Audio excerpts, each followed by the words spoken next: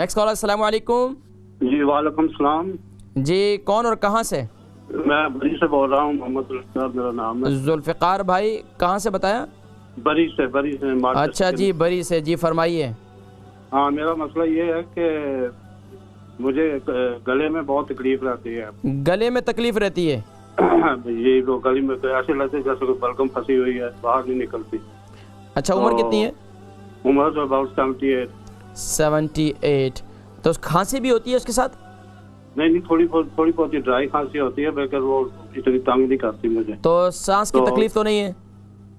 सुबह से लेकर 12 बजे तक ठीक रहता हूँ। उसके बाद जब खाना खा लेता हूँ, उसके बाद फिर ये ऐसे है जैसे कोई वजन होता है गले में, तो वो हर वक्त तो मतलब अभी उसको हटाने की कोशिश करता हूँ, तो वो आप देखिए, मैं इंशाल्लाह जिक्र करता हूँ, ठीक है।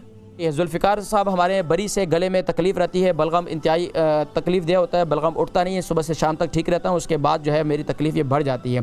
देखिए, जिनको भी बलगम की इंतहाई शिकायत रहती है, जैसे कि आज भी मैंने जिक्र किया, जो मैंने नुस्खा शुरू में बताया उसे इस्तेमाल करें।